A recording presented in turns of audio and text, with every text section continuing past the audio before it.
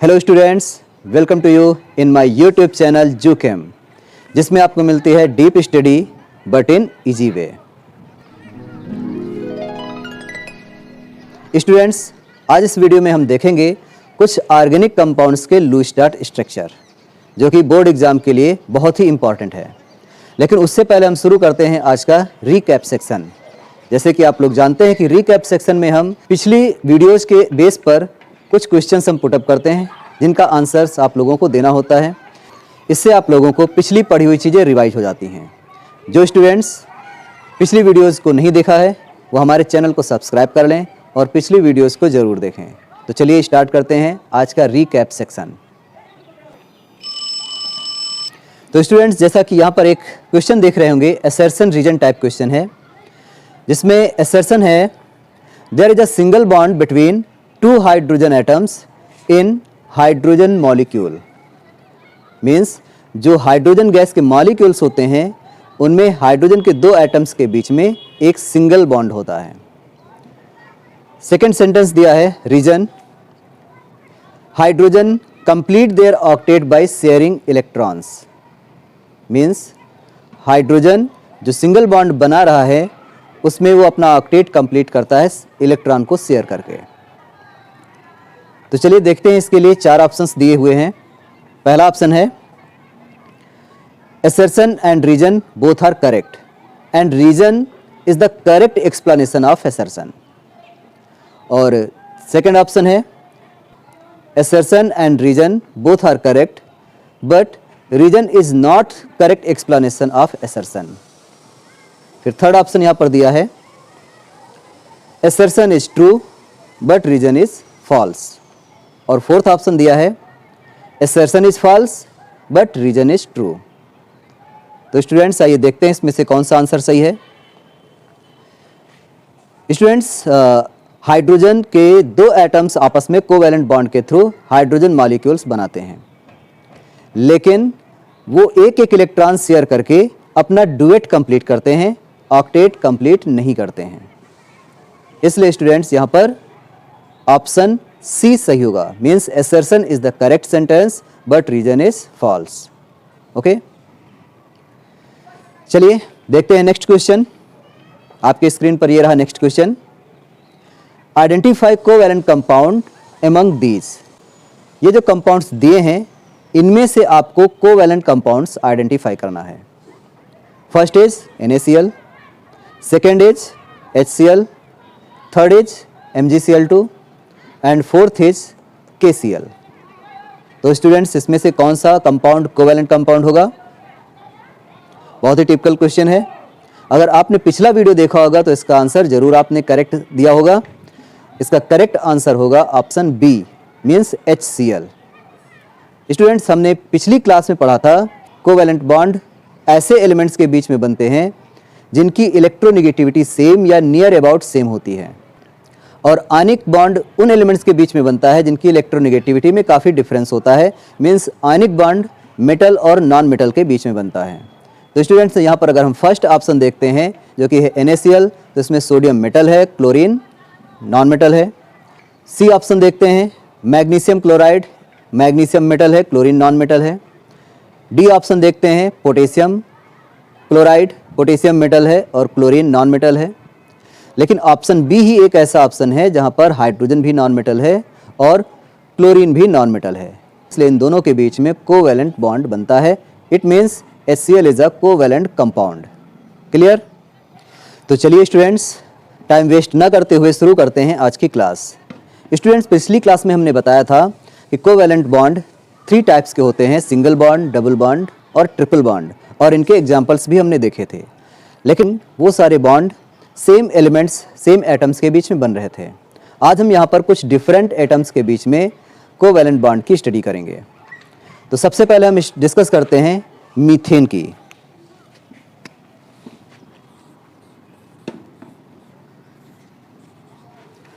यहाँ पर carbon 4 hydrogen atoms के बीच बॉन्डिंग करता है।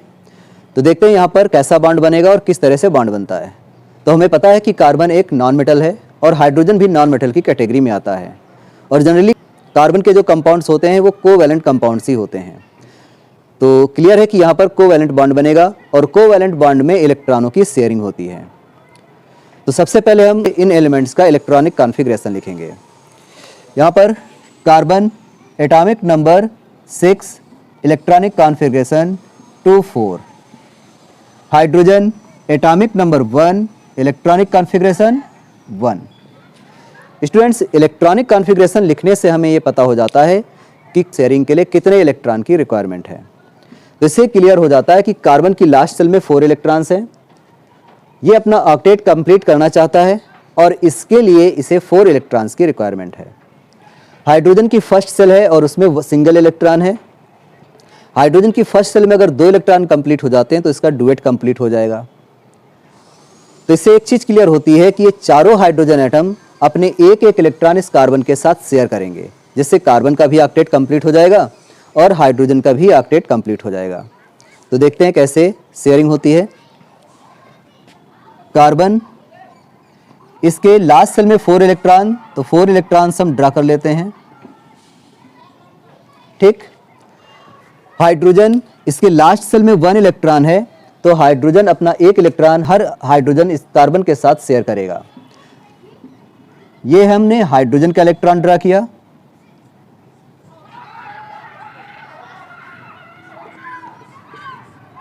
क्लियर। अब हाइड्रोजन और कार्बन की जब सेल ओवरलैप्स करेंगी तो हम देखेंगे कि हाइड्रोजन की डुएट कंप्लीट हो जाती है।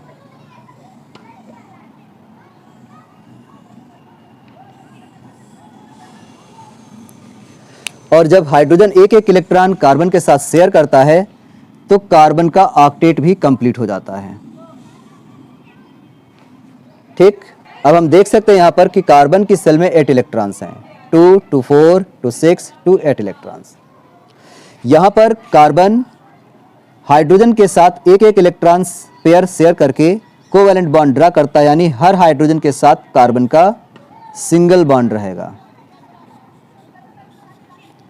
क्लियर। तो स्टूडेंट्स, ये होगा लीविस्टार्ट स्ट्रक्चर।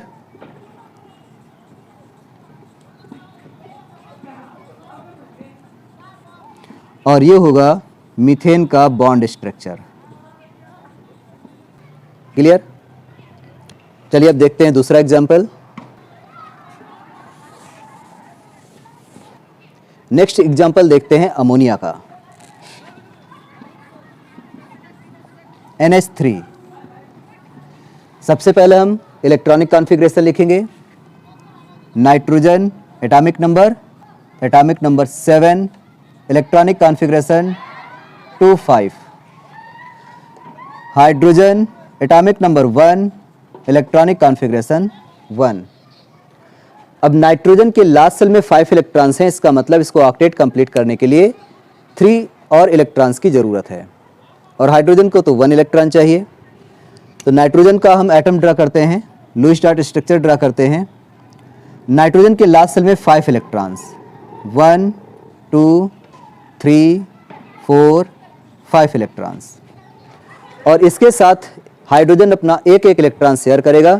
3 हाइड्रोजन अपने इलेक्ट्रॉन शेयर करेंगे तो इसका ऑक्टेट कंप्लीट हो जाएगा। 1 2 3। हाइड्रोजन एक एक इलेक्ट्रॉन अपना शेयर करता है। अब इससे हाइड्रोजन का डुएट कंप्लीट हो जाता है और नाइट्रोजन का ऑक्टेट कंप्लीट हो जाता है।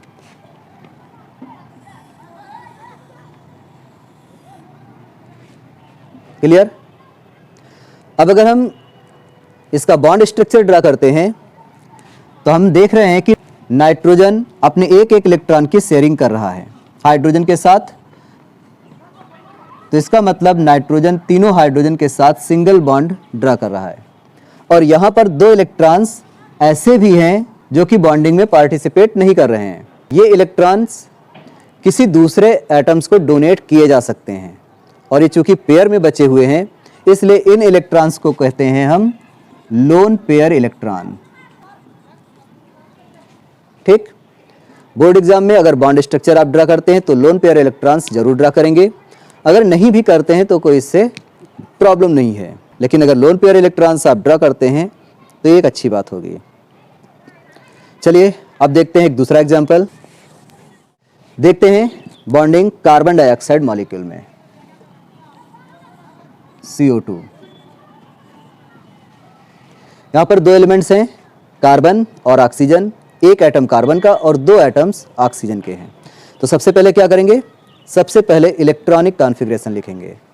Carbon atomic number 6, electronic configuration 2,4। Oxygen atomic number 8, electronic configuration 2,6। ठीक, अब इलेक्ट्रॉनिक कॉन्फ़िगरेशन से ये क्लियर हो रहा है कि कार्बन को अपना ऑक्टेट कंप्लीट करने के लिए 4 इलेक्ट्रॉन्स चाहिए और ऑक्सीजन को अपना ऑक्टेट कंप्लीट करने के लिए 2 इलेक्ट्रॉन्स की रिक्वायरमेंट है। तो क्या होगा यहाँ पर, carbon 1 atom, oxygen 2 atom, means carbon को हमें सेंटर में ड्रा करना पड़ेगा। तो हम कार्बन को सेंटर में ड्रा करते हैं और इसके 4 इलेक्ट्रॉन्स हैं लास्ट सेल में, 1, 2, 3, 4।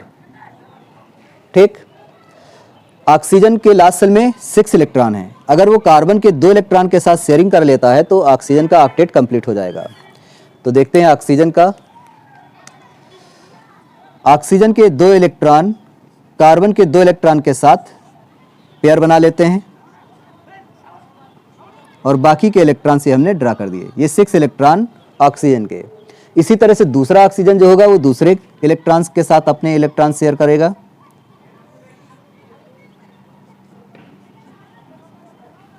क्लियर। अब यहां पर हम देख रहे हैं कि जब इस ऑक्सीजन ने कार्बन के 2 इलेक्ट्रॉनों के साथ शेयरिंग कर ली तो इस ऑक्सीजन का ऑक्टेट कंप्लीट हो गया और इस ऑक्सीजन का भी ऑक्टेट कंप्लीट हो जाता है। और कार्बन के साथ दोनों ऑक्सीजन अपने 2-2 इलेक्ट्रॉन शेयर करते हैं, तो इस हिसाब से अगर देखें तो कार्बन का भी ऑक्टेट कंप्लीट होता है। क्लियर। अब अगर इसका हम बॉन्ड स्ट्रक्चर ड्रा करें तो हम देख रहे हैं कि कार्बन और ऑक्सीजन के बीच में 2 पेयर पार्टिसिपेट कर रहे हैं बॉन्डिंग में, तो इसका मतलब इधर डबल बॉन्ड बनेगा और इधर डबल बॉन्ड बनेगा। ओके, तो ये है bond structure in carbon dioxide. Students, board exam में बॉन्डिंग से रिलेटेड सबसे इंपॉर्टेंट क्वेश्चन पूछा जाता है, draw Lewis dot structure of sulphur molecule. ये बहुत ही इंपॉर्टेंट क्वेश्चन है और अक्सर पूछा जाता है। जब आप 9th में पढ़े होंगे एटॉमिसिटी, तो आपको पता होना चाहिए कि सल्फर की एटॉमिसिटी कितनी होती है। कोई गेस कर सकता है? जी हाँ, बिल्कुल, सल्फर की एटॉमिसिटी होती है 8। मीन्स सल्फर के 8 एटम्स आपस में मिल करके एक मॉलिक्यूल का फॉर्मेशन करते हैं।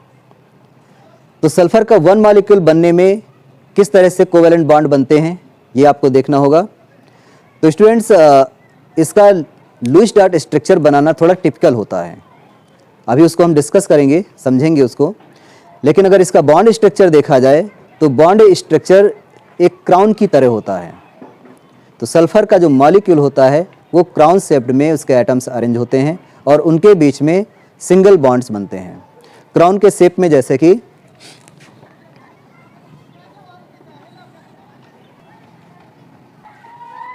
इस टाइप का सल्फर का मॉलिक्यूल्स होता है, जिसमें जितने भी कार्नर दिख रहे हैं वो सब सल्फर एटम को रिप्रेजेंट करते हैं। जैसे यहाँ पर सल्फर है, यहाँ पर सल्फर है, यहाँ सल्फर होगा, इस कार्नर पर सल्फर है, सल्फर,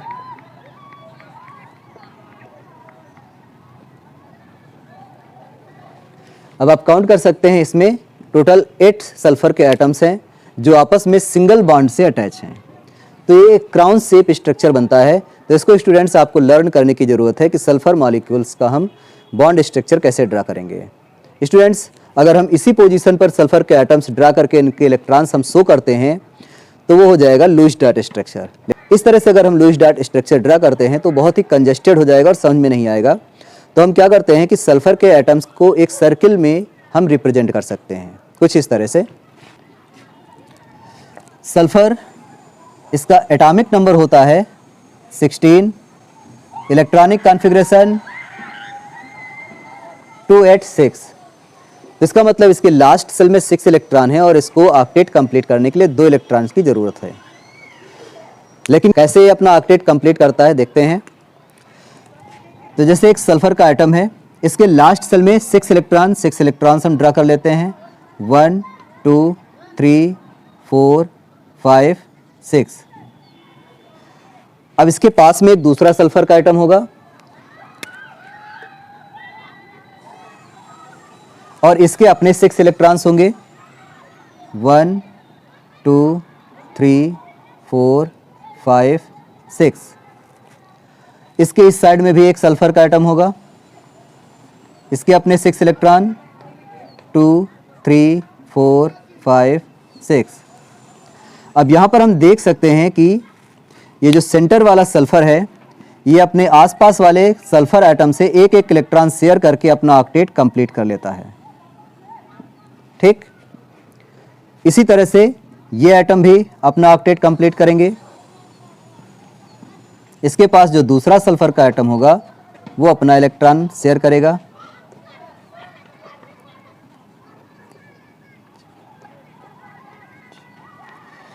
इसके पास दूसरा सल्फर एटम आएगा, वो अपना इलेक्ट्रॉन शेयर करेगा।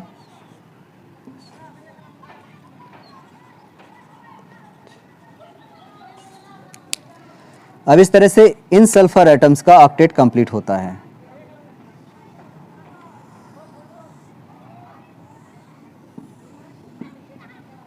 फिर इसके पास दूसरे सल्फर एटम आएंगे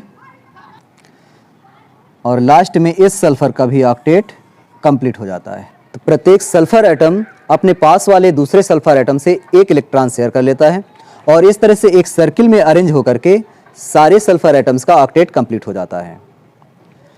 तो स्टूडेंट्स, ये एक बहुत इंपॉर्टेंट लुईस डॉट स्ट्रक्चर है जो कि अक्सर बोर्ड एग्जाम में पूछा जाता है। अब देखते हैं properties of covalent compounds. Students, अगर आपको कोई सब्सटेंस दिया जाए तो आप कैसे आइडेंटिफाई करेंगे कि ये कोवैलेंट कंपाउंड है या फिर आयनिक कंपाउंड? क्योंकि सब्सटेंस में आपको बॉन्ड तो दिखाई नहीं पड़ेगा, तो कैसे पहचानेंगे कि ये आयनिक कंपाउंड है या कोवैलेंट कंपाउंड? तो students, metals and non metals chapters में आपने पढ़ा होगा आयनिक कंपाउंड्स और उसकी प्रॉपर्टीज़ के बारे में। अगर याद हैं तो अच्छी बात है, और आपको बता दें कि अगर याद हैं तो उनका जस्ट अपोजिट प्रॉपर्टीज़ ये कोवैलेंट कंपाउंड शो करते हैं। तो कोवैलेंट कंपाउंड्स की क्या प्रॉपर्टीज़ होती हैं?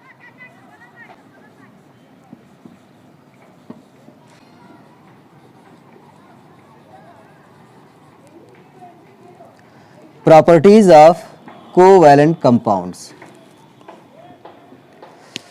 स्टूडेंट्स, अगर आपको कोई सब्सटेंस दिया जाए तो आप कैसे आइडेंटिफाई करेंगे कि ये कोवैलेंट कंपाउंड्स है या आयनिक कंपाउंड है?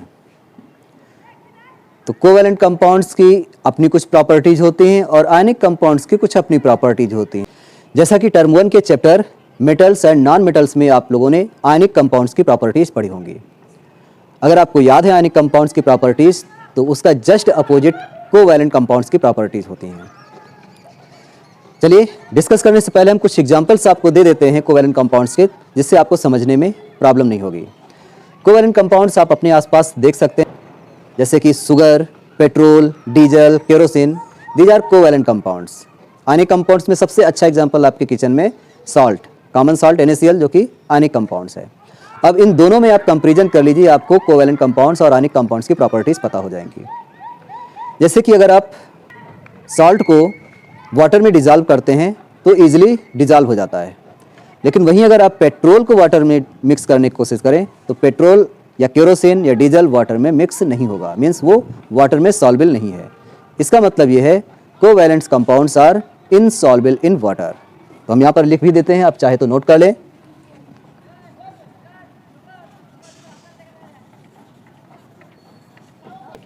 Insoluble in water. लेकिन अगर हम पेट्रोल को डीजल में मिक्सअप करें तो इजीली मिक्स हो जाता है, या केरोसिन में मिक्स करें तो इजीली मिक्स हो जाता है। Means covalent compounds organic solvent में इजीली सॉल्युबल होते हैं। ऑर्गेनिक सॉल्वेंट का मतलब ऑर्गेनिक कंपाउंड जो कि लिक्विड स्टेट में पाए जाते हैं, petrol, diesel, carbon tetra chloride, ये सब ऑर्गेनिक सॉल्वेंट हैं। तो हम यहाँ पर ये भी लिख सकते हैं soluble in organic solvent।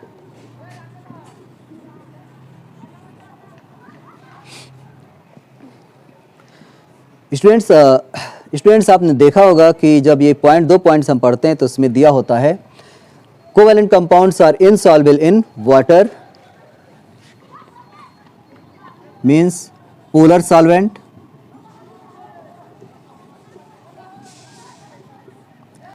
and soluble in organic solvent means non-polar solvent.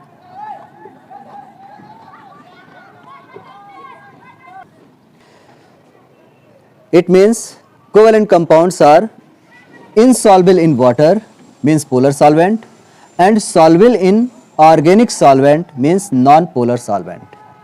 अब ये पोलर सॉल्वेंट और नॉन पोलर सॉल्वेंट क्या है? तो स्टूडेंट्स हम कोवैलेंट कंपाउंड्स की प्रॉपर्टीज़ पढ़ करके फिर इसके बारे में डिस्कस करते हैं। तब तक की बने रहिए हमारे साथ और देखते रहिए हमारा चैनल जूकेम। और क्या प्रॉपर्टीज़ हो सकती हैं कोवैलेंट कंपाउंड्स की? तो स्टूडेंट्स अगर हम 1 टीस्पून में सॉल्ट लें और दूसरे टीस्पून में शुगर लें, दोनों को बर्नर पर रख दें, तो कौन सा मटेरियल सबसे पहले मेल्ट होगा?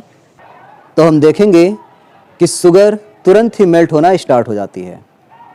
साल्ट को हम काफ़ी देर तक गर्म करेंगे तब भी वो जल्दी मेल्ट नहीं होगा। इसका मतलब जो कोवैलेंट कंपाउंड्स हैं उनका मेल्टिंग पॉइंट और बॉइलिंग पॉइंट लो होता है। ठीक, तो नेक्स्ट पॉइंट हम लिख सकते हैं covalent compounds so low melting and boiling point. और स्टूडेंट्स यही रीज़न होता है कि कोवैलेंट कंपाउंड्स गैसियस स्टेट में भी मिलते हैं, लिक्विड स्टेट में भी और सॉलिड स्टेट में, यानी तीनों स्टेट में पाए जाते हैं। जबकि ionic compound generally solid state में ही मिलता है, क्योंकि आयनिक कंपाउंड में आयनिक बॉन्ड होता है और ionic bond is the strongest bond. Covalent bond ionic bond से वीक होता है। तो एक ये भी डिफरेंस है। Covalent compounds are found in all 3 states, gas, liquid and solid.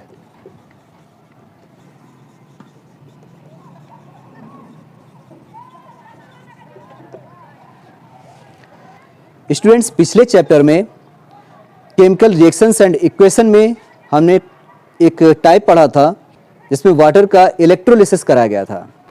तो उस एक्टिविटी में हमने वाटर में इलेक्ट्रिक करंट पास किया था, जिससे इलेक्ट्रिक करंट पास करने पर वाटर स्प्लिट हो जाता है ऑक्सीजन और हाइड्रोजन में। स्टूडेंट्स क्या आप बता सकते हैं वाटर इलेक्ट्रिक करंट का गुड कंडक्टर होता है या पुअर कंडक्टर?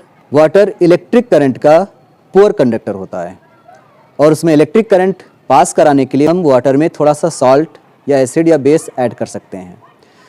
तो इसका मतलब ये है कि सॉल्ट अगर हम ऐड करते हैं तो वाटर गुड कंडक्टर बन जाता है। मीन्स आयनिक कंपाउंड्स के जो सोल्यूशन होते हैं वो इलेक्ट्रिक करंट के गुड कंडक्टर होते हैं, लेकिन जस्ट अपोजिट इसका कोवैलेंट कंपाउंड्स के जो सोल्यूशन होते हैं वो इलेक्ट्रिक करंट के पुअर कंडक्टर होते हैं। न ही वो सोल्यूशन स्टेट में इलेक्ट्रिक करंट पास करते हैं और ना ही मोल्टेन स्टेट में इलेक्ट्रिक करंट पास करते हैं। क्लियर? तो means covalent compounds are poor conductor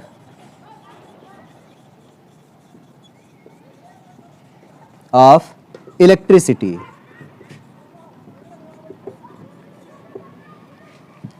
clear? और एक सबसे इंपॉर्टेंट इसकी प्रॉपर्टी होती है कोवैलेंट कंपाउंड्स की कि जो इसके मॉलिक्यूल्स होते हैं उनका एक ज्योमेट्रिकल स्ट्रक्चर फिक्स होता है। तो जितने भी ऑर्गेनिक कंपाउंड्स मिलते हैं उनके मॉलिक्यूल्स का एक फिक्स ज्योमेट्रिकल स्ट्रक्चर होता है। क्योंकि जब हायर क्लास में आप पढ़ेंगे तो आपको पता चलेगा कि जो सेल्स होती हैं एटम्स के बाहर में वो सब सेल में डिवाइड होती हैं और उनमें इलेक्ट्रॉन्स के पाए जाने की संभावना किसी स्पेसिफिक पॉइंट पर सबसे ज़्यादा होती है। और जब इलेक्ट्रॉन्स आपस में शेयरिंग करते हैं तो उसी पॉइंट पर दूसरे एटम आकर के अटैच होते हैं। इस वजह से कोवैलेंट कंपाउंड्स के मॉलिक्यूल्स का ज्योमेट्रिकल स्ट्रक्चर फिक्स होता है। जैसे कि मीथेन में टेट्राहीड्रल मैनर में अरेंज होते हैं, अमोनिया में एक प्लेन में अरेंज होते हैं, वाटर में वी शेप में अरेंज होते हैं। तो इस तरह से कोवैलेंट कंपाउंड्स के जो मॉलिक्यूल्स हैं वो फिक्स ज्योमेट्रिकल स्ट्रक्चर शो करते हैं। Means covalent compounds show fixed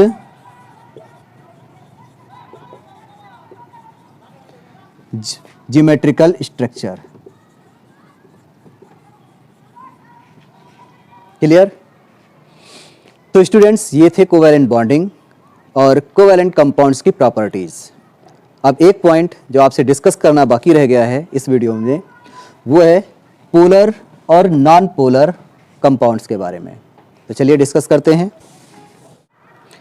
students, जब कोवैलेंट बॉन्ड बनते हैं तो ऐसे एटम्स के साथ बनते हैं जिनकी इलेक्ट्रोनेगेटिविटी नियर अबाउट सेम या जस्ट इक्वल होती है।